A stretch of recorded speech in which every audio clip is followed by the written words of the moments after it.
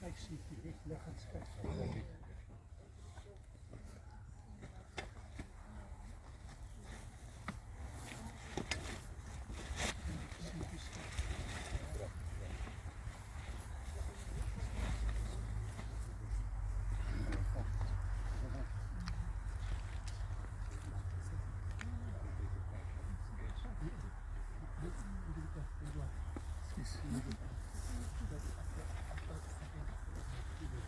Allemaal nog een beetje vorentoe loop. Ja, ons bring een. Nee.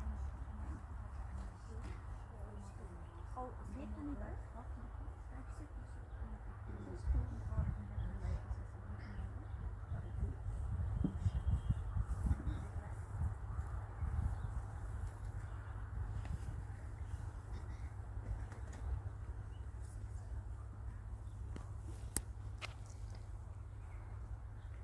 Ek gaan vir ons gedeelte lees uit Here se woord.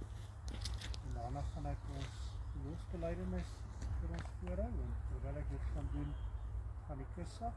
En dan daarna gaan ek ons gebed doen. Die ryker gaan nou op die kus bly.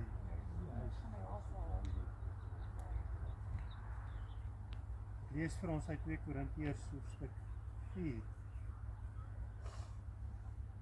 Om hierdie rede word ons nie moedeloos nie. Al is ons uiterlik besig om te vergaan, innerlik word ons van dag tot dag vernuwe. Ons swaar kry in hierdie lewe is maar gering en gaan verby, maar dit loop vir ons uit op 'n heerlikheid wat alles verreweg oortref en wat ewig bly. Ons oog is nie op die sigbare dinge gerig nie, maar op die onsigbare, want die sigbare dinge is tydelik, maar die onsigbare ewig. Ons weet dat wanneer ons aardse woning, wat maar 'n tent is, afgebreek word, ons 'n vaste gebou in die hemel het. Dit is 'n woning wat nie deur mense gemaak is nie, maar deur God, en dit bly ewig staan. Terwyl ons in die tentwoning leef, sug ons, want ons verlang daarna dat ons woning uit die hemel ons sal oordek. Ons wil nie ontklee wees en naak voor God staan nie. Ons wat nog in die tentwoning is, sug en voel bedruk, omdat ons nie van die aardse liggaam afstand wil doen nie. Ons wil die hemelse bo oor die aardse aantrek, sodat wat sterk. Hy wat ons vir hierdie oorgang voorberei het, is God. As waarborg hiervan het hy ons sy gees gegee. Daarom is ons altyd vol moed. Ons weet dat solank ons in die liggaam bly, ons nog nie by die Here woon nie, want ons lewe deur geloof, nie deur sien nie. Ons is vol moed en sou liewer ons verblyf in die liggaam wil verlaat en by die Here gaan woon. Maar of ons hier woon of daar woon, Ons het net een wens en dit is om te lewe soos hy dit wil.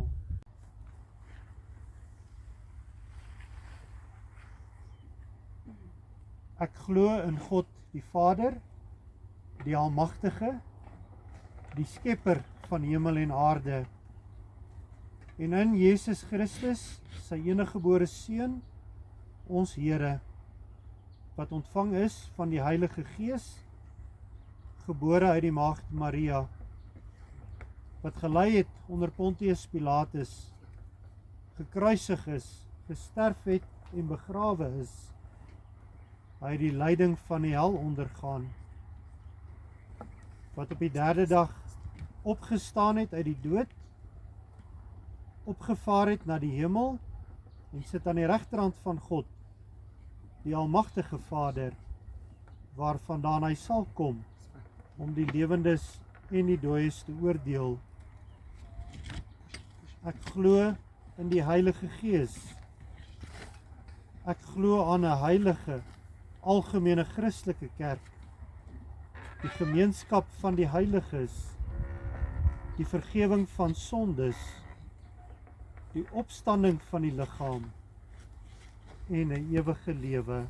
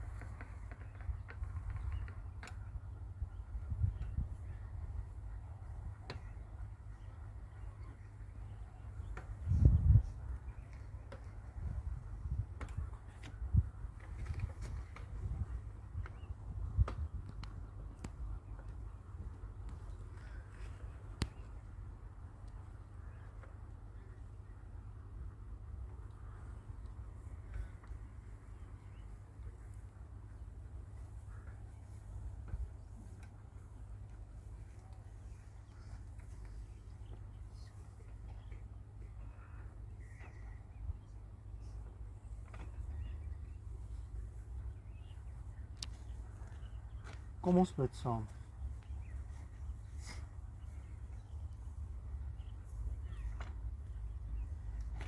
Ons Vader wat in die hemel is, waar ons hier by 'n oop graf is, dank ons U dat ons oë nie net gerig is op die sigbare dinge nie, maar dat ons oë ook gerig mag wees op die onsigbare dinge. Want die sigbare dinge is tydelik, maar die onsigbare is ewig.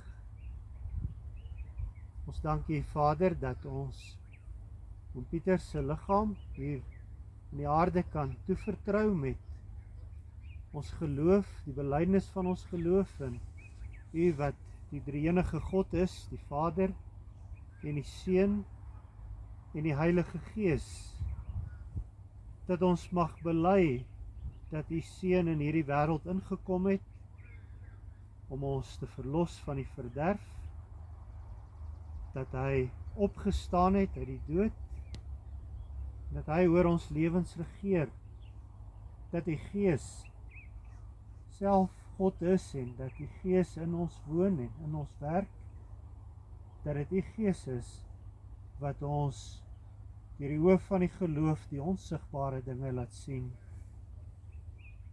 Vader, dankie dat Oom Pieter daardie geloof kon lewe en kon sterwe en dat ons daarom ook vandag die troos mag hê dat ons verby die hoopgraf kan kyk en die oop poorte van die hemelse Jerusalem mag raak sien, dat ons mag weet dat daar 'n dag kom dat die Seun op die wolke van die hemel sal verskyn en dat ook hierdie graf dan sal oopgaan, dat Oom Pieter se liggaam opgewek en met sy siel herenig sal word wat nou by U in heerlikheid is.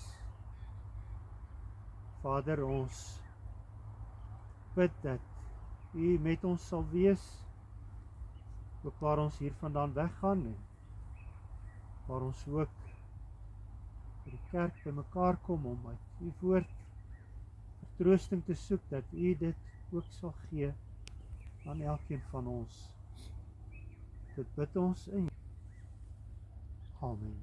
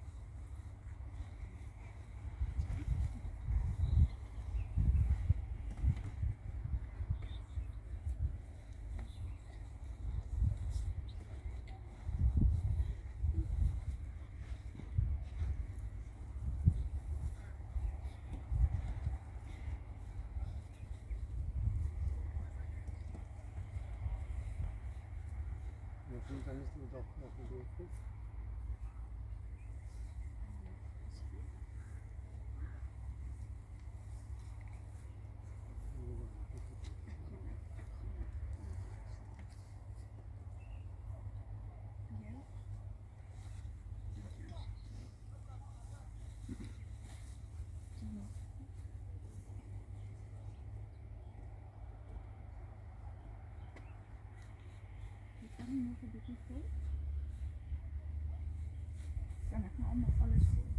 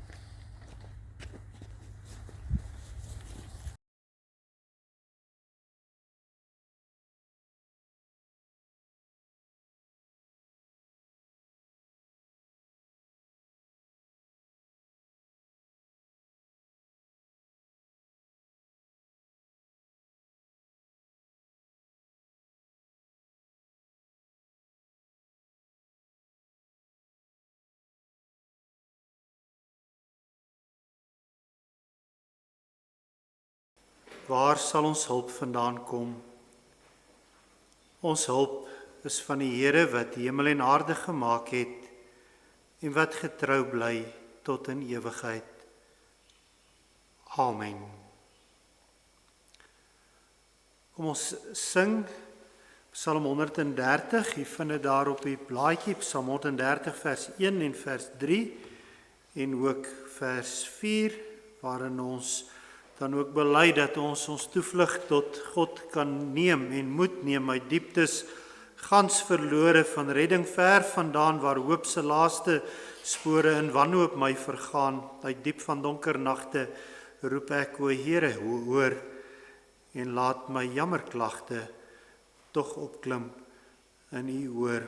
Ook die derde vers, soos een wat op die mure as wagter aangestel, gedurig deur die ure met sy gedagtes stel, so wag my siel en sterker gedurig op die Heer, tot hy die ligbewerker die nag en daagraad keer. En dan ook die 4de vers, die oproep daar aan Israel om te hoop op die Here. Sy guns, sy genade verduur die nagte, sy heil, sy verlossing breek eindelik deur. Psalm 130 vers 1, 3 en 4 en daarna gaan ons saam bid.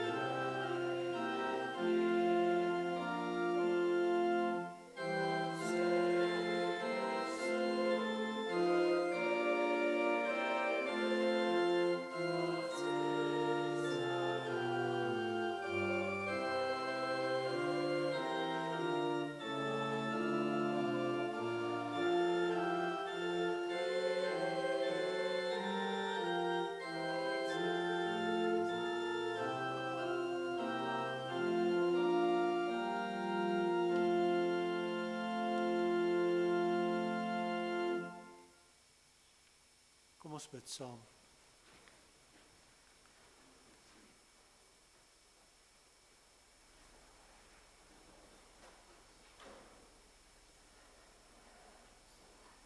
Ons Vader wat in die hemel is, ons kom tot U wat ewig is, wat almagtig is, U wat die skepper is van die eindes van die aarde, die wie se insig ondeurgrondelik is, die wat nie moeg of afgemat raak nie, die wat die vermoeides krag gee, U wat die help wat nie meer kan nie, U wat hulle wat op U wag perspektief gee, sodat hulle op arendsvlerke kan vlieg, meer kan sien, meer kan weet, as net dit wat ons hier sien en weet en beleef. Ons dank U daarvoor, Vader, dat ons mag weet dat U daar is, dat U Seun Jesus Christus in hierdie wêreld ingekom het, om ons te kom verlos van ons verslawing, ook aan die verganklikheid, sodat ons hoop mag hê, sodat ons nou ook daarvan kon sing. Ons dank U vir U Gees, wat ons verseker dat ons nie alleen is nie, U Gees wat U gestuur het om by ons te bly, om ons te herinner aan alles wat U Seun gedoen het en wat Hy ons geleer het. U Gees wat die ander trooster is, wat so by ons is, dat selfs wanneer ons nie weet wat of hoe ons behoort te bid nie, dat die Gees vir ons intree met versigtinge wat nie in woorde gesê kan word nie. Dankie dat ons mag weet dat die lewe nie te vergeefs is nie, dat dit nie net die lewe hier onder die son is, dit wat begin by die ontvangenis en die geboorte en wat eindig in die graf nie,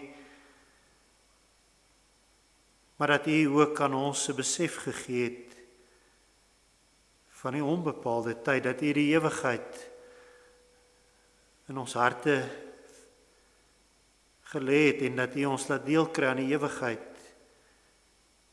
deur dit wat U Seun gedoen het.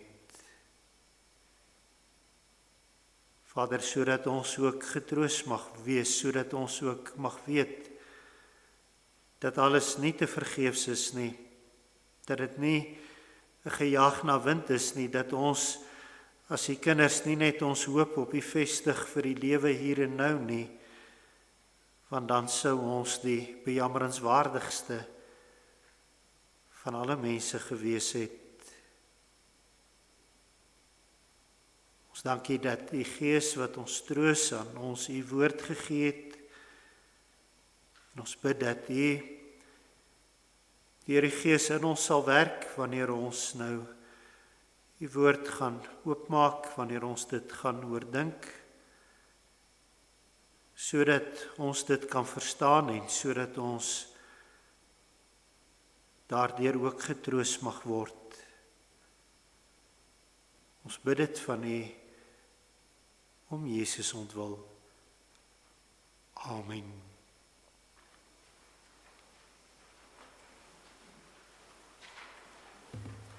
Ons gaan uit die Here se woord lees uit die brief aan die Filippense, Filippense hoofstuk 1, en dan gaan ons daar lees van vers 12 af van Filippense hoofstuk 1.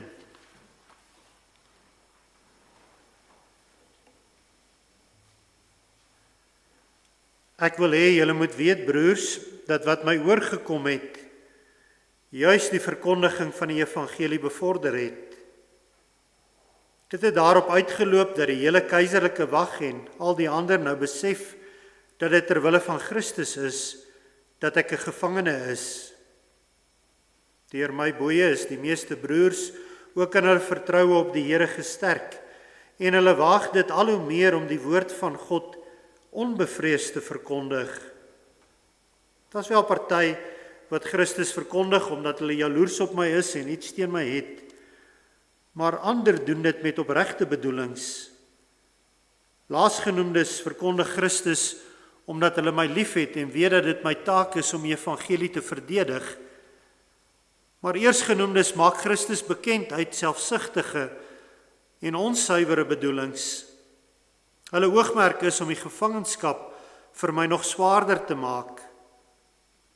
Maar wat maak dit saak? In elk geval of dit met bybedoelings is of in opregtheid, op allerhande maniere word Christus bekend gemaak. En daaroor is ek bly. En ek sal my ook verder verbly, want ek weet dat alles op my redding sal uitloop, omdat julle vir my bid en die Gees van Jesus Christus my bystaan. Dit is my vurige verlange en daarna sien ek uit dat ek niks sal doen waaroor ek my sal hoef te skaam nie.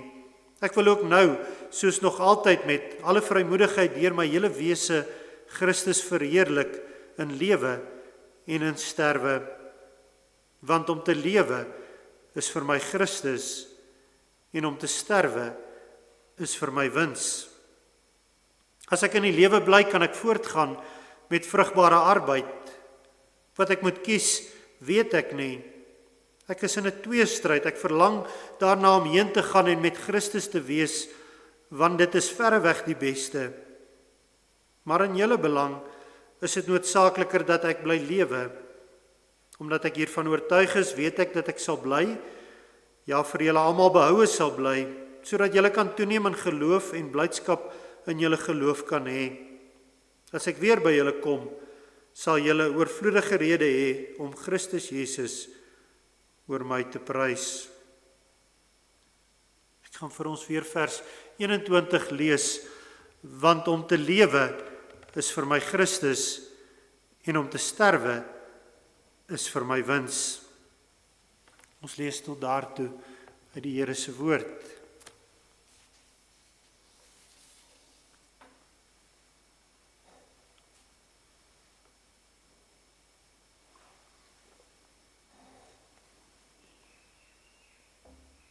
Dan is so, Lindy, om Pieter se ander dierbares, almal wat vanoggend hier bymekaar is. Vrydag aan die laaste keer dat ek vir oom Pieter gesien het, was hy baie swak en met die suurstof op sy gesig het ons moeilik gehad om hom te verstaan. Maar op Lindy se vraag of hy gereed is as die Here hom sou kom haal, het hy baie duidelik en hoorbaar geantwoord dat sy lewe nie aan hom behoort nie. Sy lewe behoort aan die Here. Daaroor was daar by hom geen twyfel nie. Hy's gereed om te sterwe, want hy behoort aan die Here. In ons katekismes sê ons dit so mooi, my enigste troos in lewe en in sterwe is dat ek met liggaam en siel, nie aan myself nie, maar aan my getroue verlosser, Jesus Christus, behoort. Ek het die gedeelte uit Filippense 1 vir oom Pieter gelees en Lindy het maandag gevra dat dit die teks van die troostdiens vandag sal wees. Ons lees hier dat Paulus ook gereed was om te sterwe. Om die waarheid te sê, was dit vir hom 'n tweestryd gewees. Moes hy wens om nog langer hier te lewe of moes hy wens om te sterwe? Hy weet nie wat hy begeer nie. Hoe gebeur dit dat jy hierdie tweestryd kan hê? Dat jy kan sê ek verlang daarna om heen te gaan. Dis dit maar net 'n geval dat jy moet opgee omdat jy nie meer verder kan nie.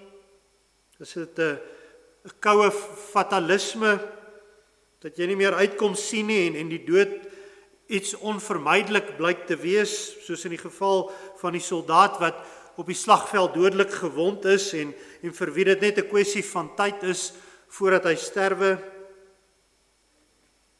Hoe gebeur dit dat jy hierdie tweestryd in jou kan hê? Dat jy kan verlang daarna om heen te gaan, dat daar by jou sekerheid kan wees dat jou lewe aan die Here behoort. Daar is sekerlik heelwat redes wat daarvoor aangevoer kan word.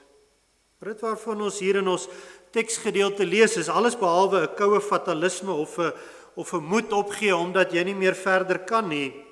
Dit het alles te doen met die ingesteldheid van jou lewe en met jou verwagting van wat na die dood sal wees.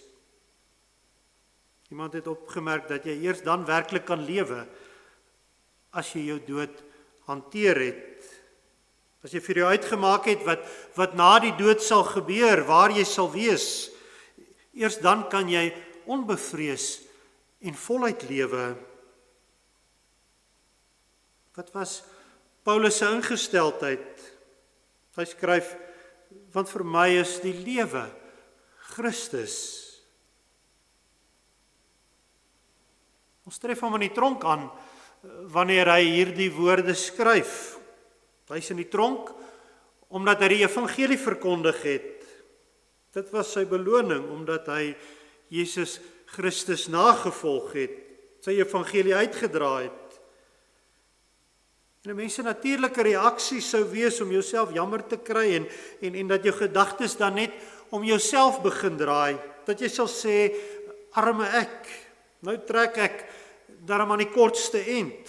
Die Here het gesê dat ek sy evangelie moet uitdra, maar nou sit ek hier tussen 4 mure. Wie besoek my om my dae 'n bietjie korter te maak? 'n Besoeker hier en 'n besoeker daar, maar die dae is lank en my lewe het geen sin en geen betekenis meer nie. Dis wat 'n mens se natuurlike reaksie sou wees. Maar tog is dit nie wat ons by Paulus vind hier in ons teks nie, want vir hom is die lewe nie om in staat te wees om te kom en gaan soos wat hy wil nie. Nee, hy skryf dat die lewe vir hom Christus is. Hy het sy oë op Jesus Christus gehou wat die oorwinning op Golgotha behaal het en wat hierdie wêreld regeer. En hy het geweet dat as sy Here aan hom 'n plek in die tronk gegee het, dan het God daarmee 'n verhewe doel gehad en dat dit op 'n of ander manier vrugbaar sou wees in sy koninkryk.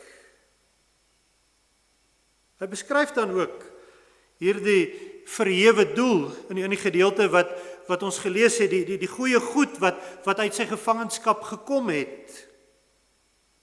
Daar het mense die evangelie gehoor, die wagte wat hom opgepas het, die hele keiserlike wag wat waarskynlik op geen ander manier met die evangelie in aanraking sou kom nie. Dan het Paulus se gevangenskap ook tot gevolg gehad dat die gelowiges in hulle vertroue op God versterk is, dat hulle dit gewaag het om God se woord onbevrees te verkondig. Hulle het gesien dat selfs die tronk nie eers vir Paulus kon stilmaak nie, dat hy aangehou het om die evangelie uit te dra en dit het hulle ook aangespoor en bemoedig om aan te hou. Paulus het perspektief op sy gevangenskap, omdat die lewe vir hom Christus is, omdat hy weet dat God regeer, dat hy in God se hande is, dat God 'n doel het, 'n verhewe doel, in dit wat met hom gebeur het. Dalk dink jy, maar is makliker om dit te sê as jy weet wat God se doel is. As jy soos Paulus kan sien dat die evangelie selfs deur jou gevangenskap bevorder word. Dis inderdaad so, dis waarskynlik makliker as jy weet wat God se doel daarmee is. As jy jou vinger daarop kan sit en kan sê dat hierdie en hierdie goeie goed uit my swaar kry uitgekom het. As jy nie soos Job so geweldig hoef te worstel om te probeer agterkom waarom die swaar oor jou gekom het nie. Job wat selfs na al sy worstelinge nog nie presies kon sê waarom dit met hom gebeur het nie. Dit is waarskynlik makliker. Of ons die doel met alles nou hier duidelik weet of nie. Dit neem nie weg dat God 'n doel daarmee het nie. En dit is wat ons moet vashou. Dan kan ons berusting vind in God se ondeurgrondelike wysheid, in sy insig. En dit kan ons net doen as die lewe vir ons Christus is, as ons oë op hom hou. Sy ingesteldheid is, Paulus sin, dat die lewe vir hom Christus is en daarom is die sterwe wins. Sterwe is net vir jou wins, as die lewe vir jou Christus is. As jy nie aan Jesus Christus behoort nie, as jy nie deur hom verlos is nie, as jy nie in hom glo nie, as jy hom nie vertrou nie, is jou lewe jou sterwe nooit wins nie. Jou sterwe is altyd vir jou verlies. Jy is altyd slegter af hierna as wat jy hier was. Maak nie saak hoe swaar die lewe vir jou hier was nie. Sonder Jesus Christus is dit nie beter hierna nie. Vir Paulus was die lewe Christus, daarom sy sterwe wins. Daarom dat hy ook kon skryf, ek verlang daarna om heen te gaan en met Christus te wees, want dit is verreweg die beste. Om by die Here te wees, wat in elk geval sy lewe is vir hom die heel beste. Die woord wat hier in vers 23 vertaal is met heen gaan, sou ons ook kon vertaal met vertrek. Ek verlang daarna om te vertrek. Die woord is destyds gebruik van soldate wat hulle tente afgebreek het om verder te gaan. In 2 Korintiërs 5 wat ons by die graf gelees het, word ons liggaam met 'n tent vergelyk wat by ons dood afgebreek word, sodat ons siel by die Here kan lewe in die vaste gebou wat nie deur mense gemaak is nie, maar deur God en wat ewig bly. Dit was Paulus se verlange. Dit was ook Pieter se verlange. Ons het gesien hoe dat sy liggaam afgebreek is hier aan die einde. En wanneer jy dink aan hom en hoe swaar dit was, onthou ook hierdie beeld van die tent. Dit word afgebreek vir 'n gelowige omdat ons 'n vaste gebou in die hemel het. En as ons dan moet vra, hoe gebeur dit dat jy kan verlang daarna om by die Here te wees? Hoe gebeur dit dat jy kan sê vir my is die lewe Christus? In Paulus se geval was hy van tevore 'n vervolger van die kerk van die Here gewees. Hy het met alles in sy vermoë die kerk probeer uitwis. Maar die Here het hom gestop. En die Here het hom omgedraai. Van een wat die kerk wou vernietig na een wat die evangelie uitgedra het, wat God gebruik het in sy opbou van die kerk. Ook in my en jou geval gebeur dit nie deur ons eie goedheid nie. Nie deur dit wat ons van nature is nie. Die Bybel leer ons dat ons van nature vyande van God is. Dit gebeur deur God se goedheid, deur sy genade, deur sy liefde wat hy aan ons bewys het, dat die lewe vir ons Christus word, omdat God sy enige gebore seun in hierdie wêreld ingestuur het om ons van ons doodsbestaan te verlos, om deur hom die lewe te ontvang en om dan vir hom te lewe. Dit is God se werk op Golgotha deur sy seun. Dis God se werk in ons deur sy Heilige Gees wat vir ons die lewe Christus maak. Dit is God wat vir hom Pieter verlos het. Dit is daarom dat hy deur soveel jare die Here getrou gedien het in voorspoed en in teëspoed met sy lewe, met wat hy gesê het, met sy hartseer, ook die hartseer van 'n kind wat gesterf het, die swaar wat die ouderdom vir hom meegebring het, en hoe hy dit hanteer het. Hy het Vrydag aand getuig dat sy lewe aan die Here behoort. Dis die ingesteldheid van iemand vir wie die lewe Christus is. En daarom mag ons ook glo dat sy sterwe wins is.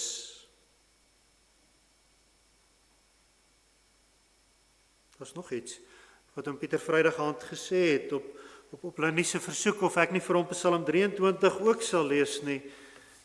Het hy Psalm 23 opgesê. Ons kon die woorde daarvan duidelik hoor. Die Here is my herder, ek kom niks kort nie. Hy bring hulle wat aan hom behoort by waters van rus. Hy berei vir hulle 'n feesmaal en hulle sal tuis wees in die huis van die Here in lengte van dae.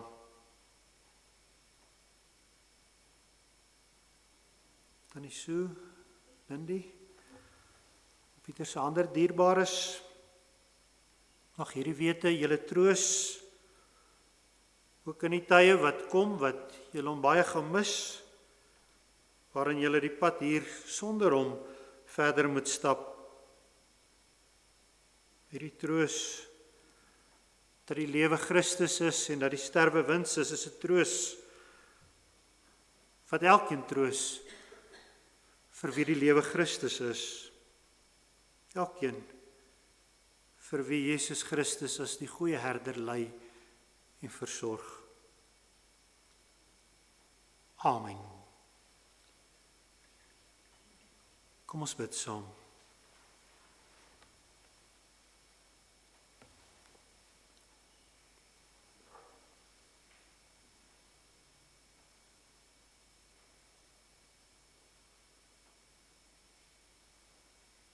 Ons Vader wat in die hemel is,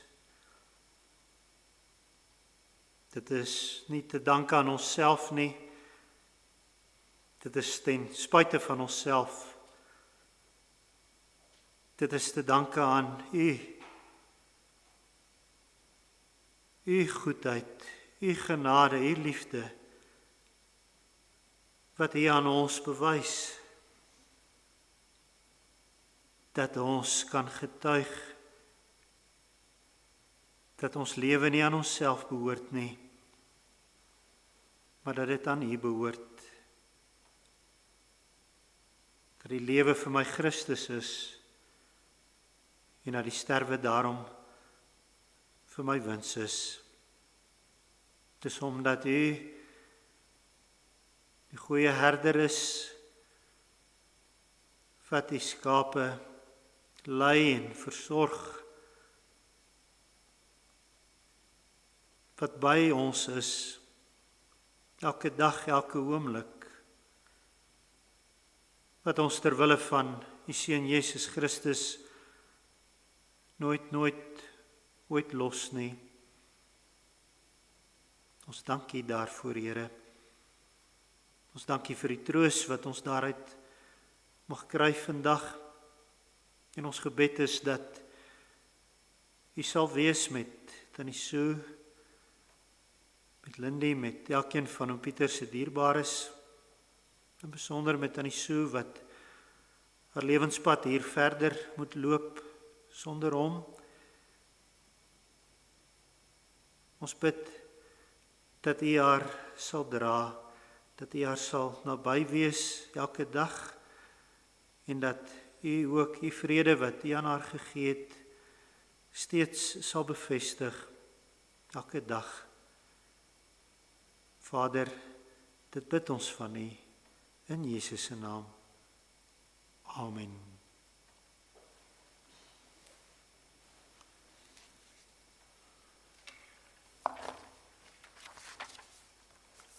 Ons gaan Psalm 146 saam sing. Van Psalm 146 gaan ons die eerste en die derde en die 8ste verse saam sing. Die oproep om die Here te prys Met blye galme hoe my siel daar's ryke stof, ek sal solank ek leef my psalme vrolik toewy aan sy lof. En om wat sy guns, sy genade my bied, sal ek altyd groot maak in my lied. Vir hulle wat aan hom behoort, is daardie solank ek leef, wat ons psalme kan vrolik toewy aan sy lof, is dit vir ewig. Salig hy wat in die lewe sonder hulp en sonder raad, as hom alles wil begewe, vlug tot God sy toe verlaat, en ook in die swartste nag op die Here alleen bly wag. En dan ook die 8ste vers, God se beloftes wat hy hou, tot in ewigheid is hy die Heer, en ons wil hom dan ook loof. Dis die oproep daar, Sion sing, die God ter eer, prys sy grootheid, loof die Heer. Psalm 146 vers 1, 3 en 8, en dan neem ons weer ons plekke in.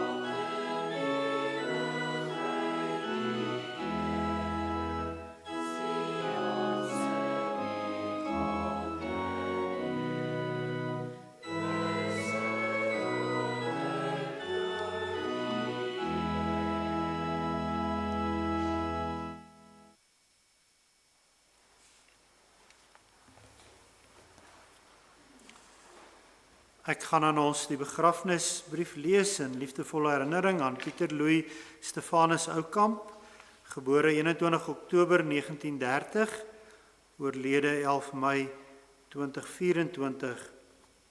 Pieter is Saterdag 11 Mei 2024 van ons af weggeneem na sy ewige tuiste. Ons dank God vir die 93 kosbare jare wat hy hom vir ons gegee het om ons lewens deurgangs te verryk. Sy heengaan laat 'n leemte in ons die harte van hulle wat hom geken en liefgehad het. Vir die innerlike mooi mens wat hy was.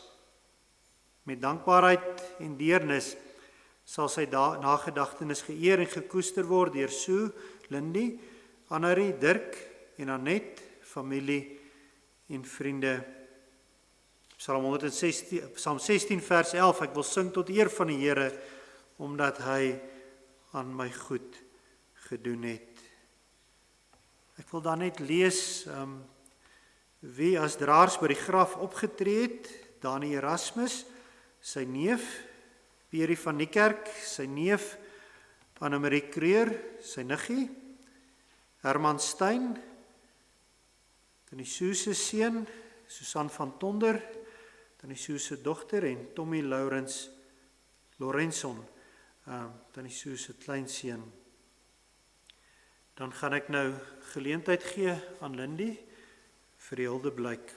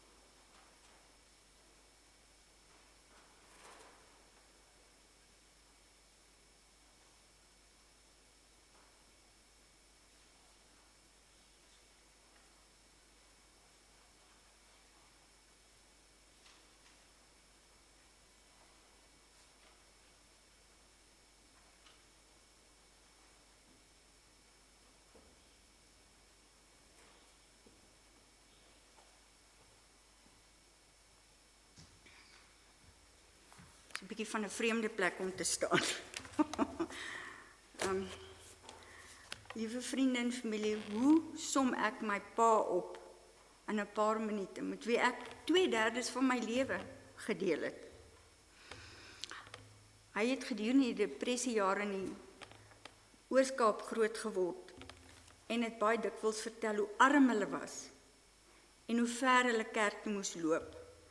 Hy het ook vertel hoe hy my tannie op sy skouers, my oupa, my tannie op sy skouers gedra, op my oupa se skouers gedra, omdat sy moeg geword het.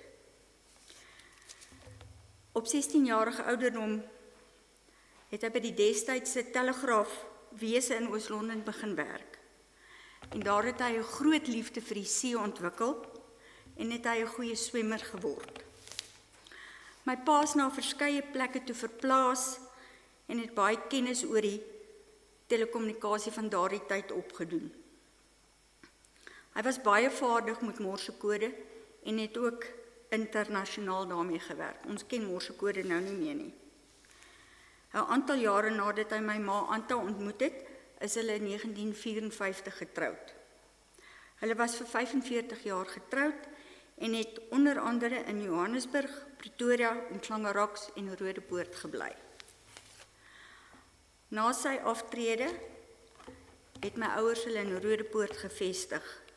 Hulle het gereeld saam met goeie vriende, oom Dion, tannie Ietje, Wildtuin toe gegaan.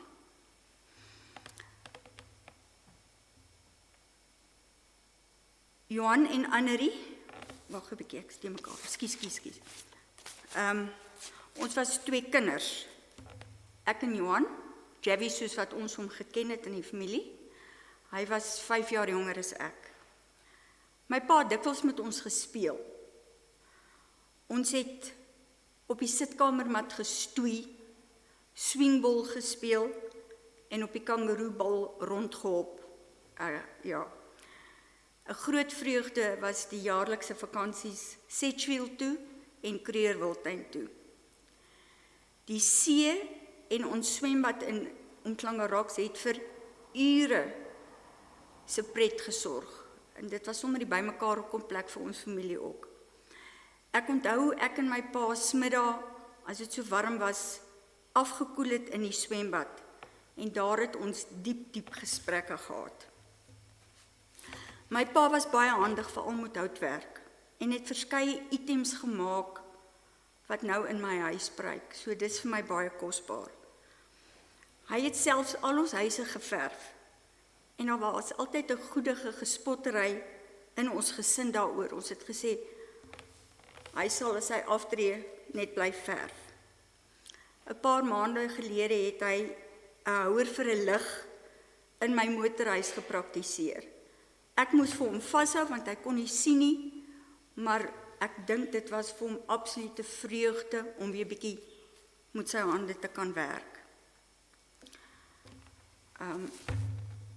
Johan en Annerie is getroud en hulle het na Los Angeles toe verhuis klomp jaar gelede en waar hulle vir Dirk en Annette 'n tweeling gehad het en my pa was baie lief vir die kinders. En toe Johan oorlede is 10 jaar gelede, was dit vir my baie swaar geweest en Tannie Sue was daar om hom te troos.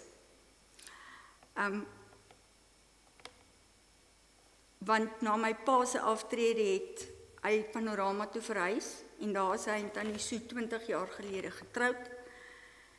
En Tannie Sue het hom versorg die laaste tyd toe hy so siek was. Al wat ek kan sê is dankie. En op daai noot, Tannie Sue, dankie dat Tannie elke dag saam met my hospitaal toe gery het. Susan, dankie vir die keer wat jy jou ma hospitaal toe gevat het. Ek sal dit altyd koester. Interessante ding is, omtrent so 2 maande gelede, ek het nie eers vir Dominee dit vertel nie, het my pa en ek gery, en hy het vir my gesê, hy wil saam met die engele daarbo wees. Ek was so verstom, want dit was so teen my pa se natuur in, om so iets te sê. Teen sy aard. Maar nou weet ek, hy het na sy hemelse huis verwys. Hy het geweet dat hy binnekort huis toe gaan. Ten slotte, amper ten slotte, gun my asseblief die geleentheid om vir Dani en John Erasmus te bedank vir die besoek aan my pa verlede week donderdag. My pa was al baie swak, maar sy gesig het verhelder toe hy hulle sien. Hy het nie veel gepraat nie, maar hy was tog baie bly. Dan Dani. Geen woorde kan beskryf vir dit wat jy vir my gedoen het maandag nie. Met jou hulp, jou reëlings, jou bystand, jou raad by Afpop en die ander instansies. Dit het so vlot verloop. Ook vir jou talle oproepe, advies daarna. Ons het baie ure op die telefoon gespandeer. Dink hy het my gisterand 10:30 gebel. om reëlings te finaliseer. As dit nie vir jou was nie, sou ek nie hier kon staan en sê, alles het goed verloop nie. Ek wil ook vir jou dankie sê vir die spesiale humoristiese oomblik wat ons die afgelope tyd met mekaar gedeel het. En dankie dat ek die bedankings in jou bekwame hande kan los. Ek het groot waardering daarvoor. Annerie, wat in Los Angeles is en hulle stroom, sy kan nie hier wees nie, want die kinders is besig om eksamen te skryf.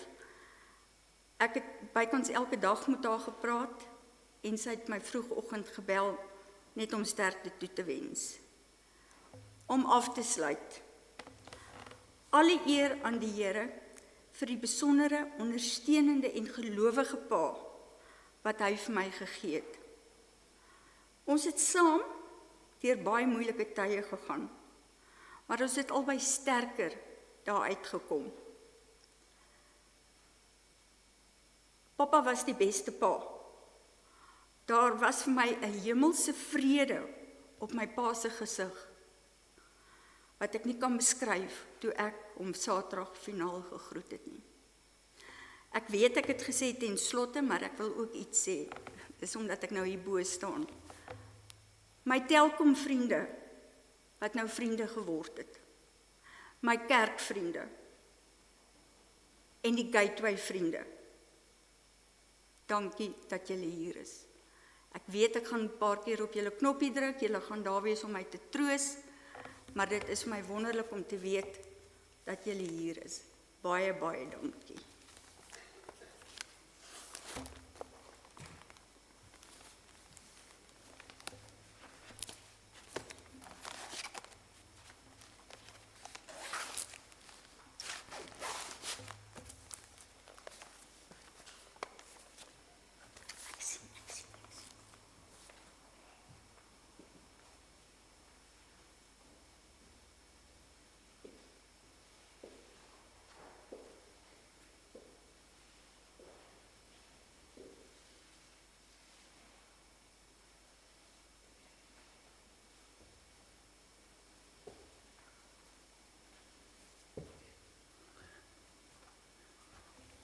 Lindy, baie dankie vir die bedankings. As jy my vergun om ook nog bedankings te doen, asseblief. Dit wys net hoe Lindy voel oor almal wat soveel saak maak in haar lewe. Julle almal wat hier is. Ek doen dit namens die familie. Baie dankie aan die volgende instansies en individue. Die herberg waar oom Pieter en tannie Sue bly, waar Pieter gebly het. Al die hulp van die personeel oor die jare. Pieter was altyd met respek hanteer en was geliefd onder die inwoners en die personeel. Dr. Variawa, die internis by Pynhaven het klokslag vroegoggend 'n stemboodskap aan Lindy gestuur waarin hy verslag doen oor oom Pieter se toestand, die behandeling en die vordering. Ek het nog nooit van so iets gehoor nie. En ek dank hom daarvoor.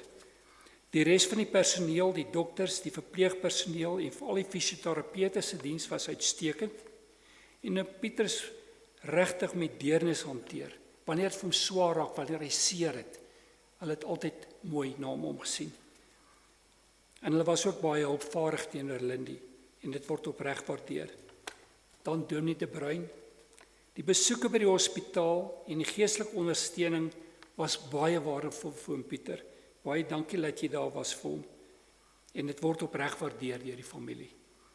Dankie ook vir jou boodskap vandag. En ek het baie gehoor, ons lewe in Christus. Maak dit nooit besef, die wins is om te sterwe nie. Die seën is daar vir jou indien jy sterwe. Dankie daarvoor. Dan Afpop en spesifiek Angie Willemse vir al die reëlings. Die reëlings wat sy vir ons gedoen het, waar ons nie regtig 'n idee gehad het wat moet gebeur nie, het sy vir ons so mooi mee gehelp. Dus dankie vir haar en die span en ook vir die reël van die blomme, die begrafnisblaadjies, die verrigting by die graf ensovoorts en wat dit vir ons soveel makliker gemaak het. Dan 'n baie spesiale dankie aan die volgende mense: Tannie Sue, Susan, Herman en die ander kinders. Tannie Sue, jy was vir 20 jaar 'n maat vir Pa Pieter. Julle het die wêreld vol getoer. Julle het baie interessante plekke beleef. Julle het wildtuin en die natuur saam so geniet en waardeer. En hy het vir my verskeie kere gesê, as daar een ding is wat hy mis, is dat hy nie die natuur kan waardeer nie, omdat hy nie meer kon sien nie.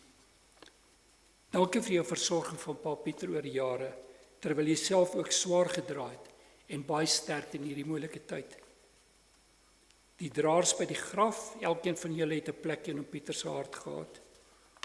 En dan al die familie en vriende vir die baie boodskappe ter ondersteuning en meelewing die afgelope paar weke. Dankie aan elkeen wat met Pa Pieter bemoeienis gemaak het en ook die bystand aan Lindy in die laaste paar weke. Dit word ook opreg waardeer. En dan van my kant af 'n laaste boodskap, Lindy. Dankie dat jy na Pa Pieter met soveel sorg en toewyding omgesien het en soveel jare. Partykeer was dit onder bitter moeilike omstandighede. Maar jy het volhard en jy het dit altyd met oorgawe en met blymoedigheid gedoen. Jy is 'n wonderlike mens en almal met wie jy in aanraking kom, is sommer net lief vir jou. Baie dankie.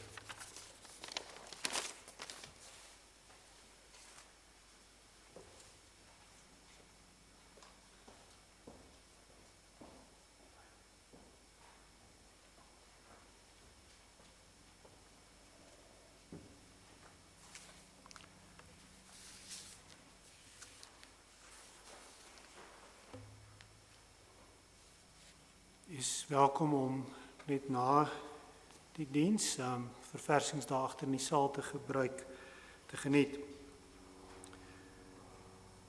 Kom ons staan op en dan bid ons om die seën van die Here.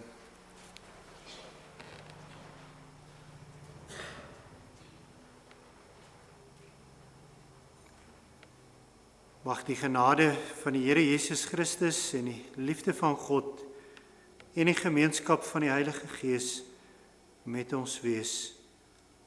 Amen.